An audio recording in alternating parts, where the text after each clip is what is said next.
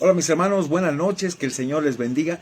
Bueno, gracias a Dios que ya es miércoles. Bueno, el Señor nos ha permitido tener ahorita nuestro servicio, un día más de vida que nos permite, y agradecemos a Dios que es por su vida en nosotros que podemos enfrentar cualquier situación por su Espíritu Santo obrando en nosotros. Hoy meditaremos en una porción, hermanos, de la primera carta del apóstol Juan, ahí en el capítulo 1 de los versículos 5 al 10. Y es interesante, fíjese, cómo podemos equivocarnos en el concepto que tenemos de Dios. A veces podemos vivir como nosotros queremos o querramos y estar combinando la luz y las tinieblas al mismo tiempo, y así nos acostumbramos, ¿no? Pero realmente la Biblia desmiente ese pensamiento equivocado. Recuerdo que una vez, cuando estaba pastoreando la iglesia en Ensenada, ahí en la congregación había un hermano que ya partió la presencia del Señor, y me acuerdo que un día le pregunté: ¿cómo estás en tu relación con Dios? Me dice: pastor, al 100%. Bueno, ¿y cómo vas con tu matrimonio? Pues me estoy divorciando, pero gracias a Dios que mi relación está al 100. Y la verdad, yo sabía que era una mentira. No puedes estar bien con Dios así y en tu corazón estar mal con los demás, en esa parte. El devocional de esta noche se titula, forma de pregunta: ¿en verdad tienes comunión con Dios? Bueno, ¿quieres saber si esa comunión en verdad es real? Vamos a ver lo que nos dice esta porción. Y pensando en la respuesta que me dio el hermano, créeme, es increíble, hermanos, cómo mucha gente vive así dentro de las iglesias, engañándose a sí mismos. Es muy triste cuando alguien no quiere arreglar nada, su orgullo, su soberbia, altanería, no le permite ni tener comunión con Dios, que es una vil mentira, ni con los demás. Los falsos conceptos de Dios vienen por el poco o nada de conocimiento de su palabra. Y notamos que la gente se guía más por sentimientos que por una convicción espiritual. Hace rato orábamos por eso. Pedíamos y decíamos: bueno, ¿en base a qué decide la gente? ¿En base a qué? El coco siempre de la iglesia es la oración, y realmente poca gente se conecta. Pero no por eso vamos a desistir, porque para nosotros es un privilegio poder orar, depender de Dios y saber que Él está ahí porque quiere escucharnos y quiere relacionarse con nosotros. Esto es una convicción espiritual que se tiene que mantener durante años, porque dependemos de Él y entendemos que separados de Él nada podemos hacer. Pero hoy en día la gente determina en su propio pensamiento qué es bueno y qué es malo, pero sin ningún fundamento bíblico. Qué triste. Me gustó una frase de Justin Peters, precisamente.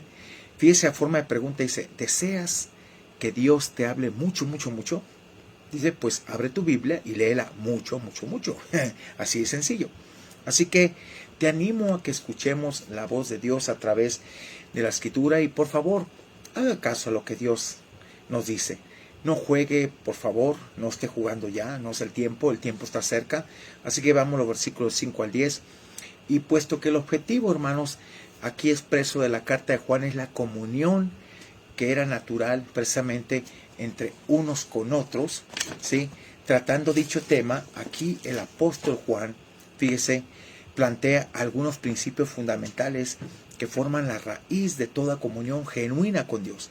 Precisamente esos principios son de gran valor práctico para la vida de todo creyente. A través de ellos los cristianos pueden comprobar la realidad de su comunión personal con Dios. También pueden discernir si han llegado a conocer a Dios con el cual tienen comunión. Versículo 5. Dice Juan: este es el mensaje que hemos oído de Él y os anunciamos. Dice: Dios es luz y no hay ningunas tinieblas en Él. Aquí en el prólogo, fíjese que el autor asegura que escribió acerca de lo que había oído, visto y palpado. Aquí comienza, hermanos, con algo que había escuchado. Este es el mensaje que hemos oído de Él y os anunciamos. Y al usar la frase de Él, sin duda Juan se refería al Señor Jesucristo, cuya encarnación, hermanos, apenas había mencionado. El contenido de ese mensaje, como Juan lo explicó, era que Dios es luz y no hay ninguna tinieblas en Él. Esta afirmación no se encuentra exactamente expresada en las palabras escritas de Jesús, pero el autor era un apóstol que había oído mucho más de lo que se había consignado por escrito. No hay razón para pensar que Juan no quisiera exactamente no quisiera decir exactamente lo que dijo. Esa verdad lo había aprendido del Señor. Al describir, hermanos, a Dios como luz, lo hace con bastante frecuencia. Sin duda, el autor pensaba en Dios como el que revela su propia santidad. Ambos aspectos de la naturaleza divina figuran en las discusiones relacionadas con el pecado y la comunión, ahí en 1 de Juan, capítulo 1, del 6 al 10, como luz, Dios exhibe el pecado del hombre y lo condena. Si alguno anda en tinieblas, se esconde de la verdad, la cual se revela por medio de la luz. Y a veces la gente se va a incomodar cuando tú vives en luz y ellos no. Hay gente que se incomoda por tu vida espiritual, tu vida de santidad. La vas a incomodar, te va a rechazar, te va a caer gorda. ¿Por qué? Porque estás prácticamente alumbrando sus tinieblas. Por tanto, ahí en 1 Juan 6, 8 y 10 se destacan muchos términos de reveladores, tan reveladores tales, hermanos, precisamente la verdad y su palabra. Cuando se analiza aquí en forma detenida la clase de afirmaciones que Juan refuta, son claramente las que hacen los cristianos que han perdido contacto con las realidades espirituales y con Dios. Su vida no refleja nada, y aunque lo digan, no hay nada. Versículo 6, por favor.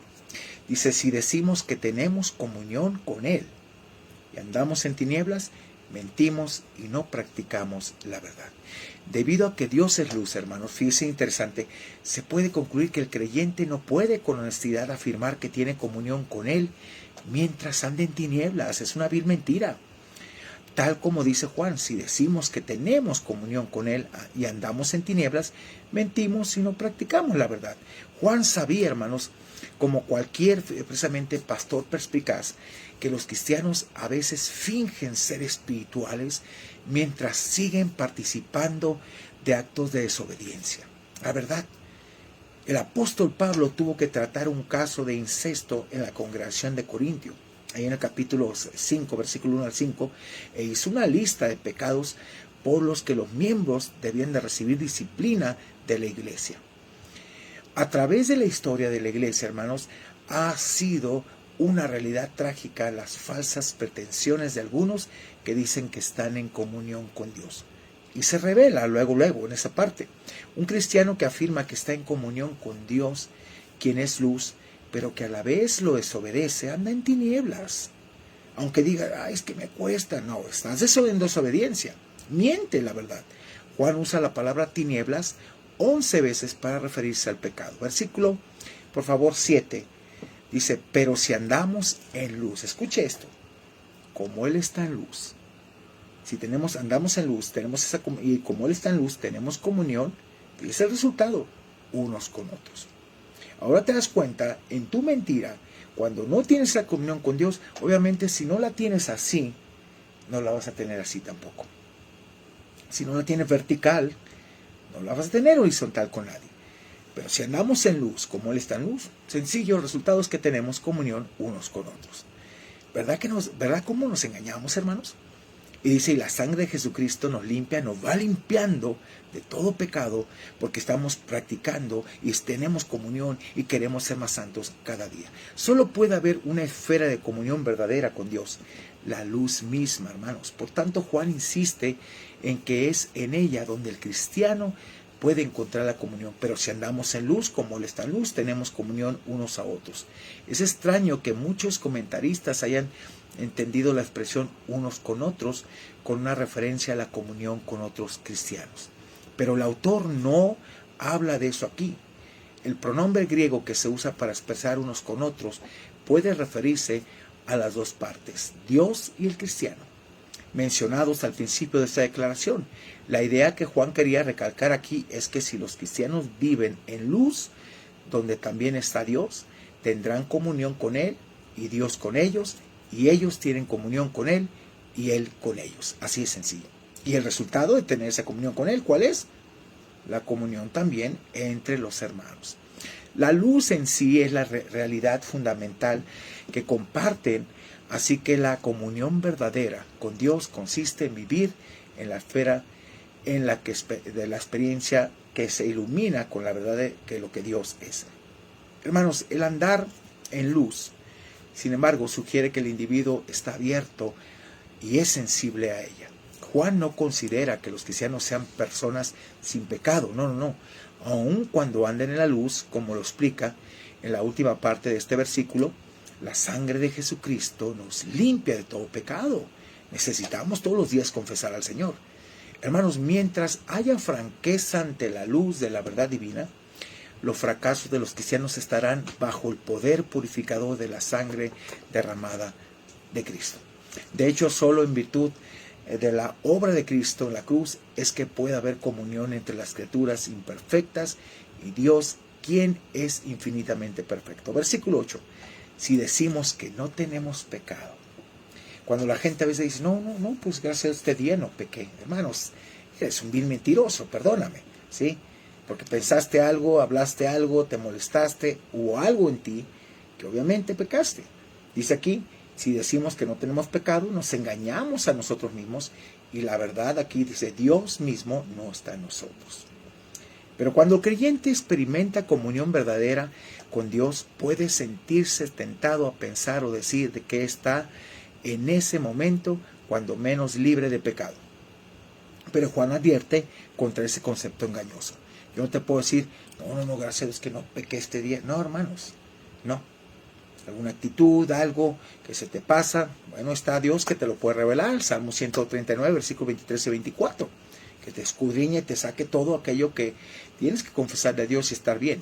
Si decimos que no tenemos pecado, nos engañamos a nosotros mismos y la verdad, Dios mismo no está en nosotros. Si los cristianos comprenden la verdad que la palabra de Dios enseña acerca de la depravación del corazón humano, se darán cuenta de que no se encuentran libres de pecado solo porque no están conscientes de sus fallas. A veces así sucede.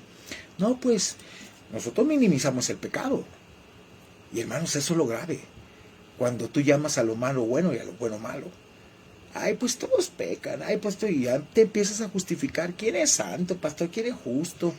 Y ay, Dios mío, dices, perdóname, ¿quién es perfecto? Pues nunca vas a llegar a la madurez con los conceptos. Nunca vas a llegar a la santidad si sigues dudando de la santidad de Dios que Dios demanda. Si la verdad está en ellos como influencia controladora y motivante, no se dará esa clase de autoengaño, hermanos. No importa si alguien pretende estar sin pecado por un corto tiempo en forma permanente, esa es una creencia falsa. Versículo 9. Vea la invitación que hace Juan aquí. De lo contrario, si confesamos nuestros pecados, el Cristo mismo que murió por nosotros, Él es fiel y justo para perdonarnos. Él es el que nos justifica muriendo por nuestros pecados, para perdonar nuestros pecados y limpiarnos de toda maldad. En este versículo, en vista del versículo prácticamente 8, hermanos, los creyentes deben estar listos en todo momento para reconocer cualquier falla que la luz divina les pueda revelar. Con esto en mente, Juan escribe, si confesamos nuestros pecados, Él es fiel y justo para perdonar nuestros pecados y limpiarnos de toda maldad. En tiempos modernos, algunos han negado que el cristiano debe confesar sus pecados y pedir perdón a Dios. Aducen que el creyente ya recibió el perdón de Cristo. Sí, mi hermano, pero este punto confunde la posición perfecta que el cristiano tiene en el Hijo de Dios, por lo cual dice, le hace sentar en los lugares celestiales, ya estoy allá, ya no peco, perdóname. No, con sus necesidades como individuo que sigue siendo propenso a fallar mientras estés aquí en la tierra. Por eso nos invita a confesar al Señor. El perdón que se menciona ahí en 1 Juan 9 puede describirse como perdón familiar. Se entiende como la petición de perdón de un hijo a su padre solicitando que le perdone de sus fallas sin que por ello ponga en peligro su posición como miembro de la familia. Y Dios nos perdona, hermanos, y nos perdona en una forma increíble. El cristiano que nunca pide perdón, déjeme decirle, a su Padre Celestial por los pecados cometidos difícilmente puede ser sensible a las distintas formas en que lo entristece. Y pues me atrevo a decir que, perdóname, pero mi cristiano es. Además, el Señor Jesucristo mismo enseñó a sus seguidores a buscar el perdón de sus pecados en una oración que nos da a entender que Cristo quería que fuera una práctica diaria.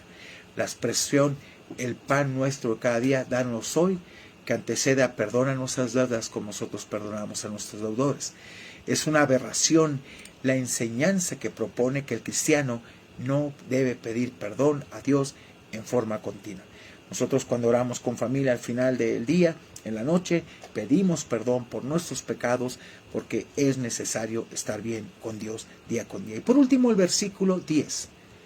Vea lo que dice Juan y lo reafirma, hermanos. Si decimos que no hemos pecado, le hacemos al mentiroso. Estamos diciendo Dios miente. Dios miente porque yo no he pecado. Él dice que yo he pecado. Dios, ¿sabe qué? Sea todo hombre mentiroso y sea Dios veraz y todo hombre mentiroso. Es verdad. Dios es veraz. Lo que Él le ha dicho, si me dice que soy pecador, soy pecador. Si me está diciendo que miento, miento, hermanos. Así es sencillo. Si decimos que no hemos pecado, le hacemos al mentiroso y mire, y su palabra no está en nosotros, no la conocemos. La estamos diluyendo, estamos en verdad pues cambiando de la esencia. No obstante, el creyente no debe negar su pecado después de haberlo cometido. Si decimos que no hemos pecado, le hacemos a él mentiroso y su palabra no está en nosotros. Esta afirmación se debe contemplar en conexión directa con el versículo 9, hermanos. Cuando la palabra de Dios confronta al creyente con sus falsas y sobre todo las fallas que tiene, debe reconocerlas en lugar de negarlas. Es decir, hay un libro que salió hace muchos años y lo leí en seminario, me lo regaló un misionero, me dice, a ver, él tenía la librería y me dice, Roberto, léete a ver qué te parece. Cuando lo leí esa noche, yo recuerdo que le dije, no lo metas. Todavía recuerdo, Andando bajo su gracia, Steve McKay, que nos dice que nosotros ya no pecamos. Entonces, ese libro lo tomó después una persona, hizo una herejía ahí, por lo tal, pues tuvieron que decirle adiós. Pero hermanos, te das cuenta que realmente creemos falsedades de un ser humano antes que verdades de Dios. ¿Sí? Por eso es importante, hermanos, por el contrario, negar el pecado personal ante el testimonio divino, llamar a Dios mentiroso. Y al contradecir la palabra de Dios, el individuo no solo la rechaza, sino rehúsa darle el lugar apropiado a su vida. Así que te invito a orar, te invito a reconocer que necesitas a Dios, necesitas pedirle perdón. Mucha gente no está avanzando en su vida espiritual porque el pecado lo ha diluido. Muchos se han alejado de Dios, como tienes una idea, muchos han apostatado. Hay mucha gente ahorita que antes servía al Señor con un corazón pleno, hoy están completamente perdidos. Hermanos, pero déjeme decirle algo, con todo amor y respeto. Pude entender algo. Ahora que di otra vez esta materia que tomé en el seminario y que Dios me permitió dar esta materia, esta teología, esto es de vida. Y si tú no tienes la vida de Dios, vas a estar cauterizado, no vas a cambiar, vas a crearte tu propio concepto de Dios. Pero hermanos, sencillo. Dice, el que tiene el Hijo tiene la vida. El que no tiene el Hijo de Dios no tiene la vida y por lo tanto no puedes cambiar porque no tienes la vida de Dios en ti. Te invito a orar. Padre, gracias por esta bella noche que nos permite terminar no solamente este servicio de oración.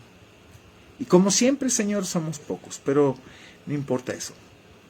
Es un privilegio orar por ti, contigo. Es un privilegio pedirte a ti. Es un privilegio depender de ti. Es un privilegio escucharte, Dios. Te pido que bendigas nuestras vidas, nos ayudes en todo momento. Y Padre, que aprendamos de tu palabra a ponerla por obra. Gracias, Dios, por la forma tan maravillosa que te manifiestas. Y gracias por lo que harás en nuestras vidas. Te bendigo y te exalto. Te doy la alabanza y la gloria. En el nombre de Cristo Jesús. Amén. Y amén. Mis hermanos, soy el pastor Roberto Zamora de la Iglesia Bíblica Mat. Un placer poder estar contigo, compartir la palabra de Dios. Compártela por favor. Es necesario que mucha gente despierte de ese letargo espiritual que se encuentra y empiece a vivir plenamente su vida en Dios. Gracias por todo. Recuerda, primeramente Dios, en 15 días pues estaremos celebrando nuestro 4º aniversario como iglesia. Como iglesia tenemos un invitado especial, un maestro excelente, que en 1998 fue mi primer maestro.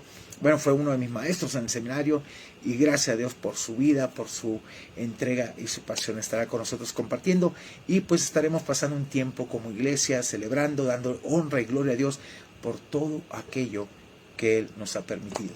Gracias, mis hermanos. Te veo mañana, primeramente Dios, con un devocional más para el alma. Recuerda que los jueves los subimos a las 8 porque a las 9 tenemos la reunión de matrimonios vía Zoom. Algo muy impactante, estamos llevando límites.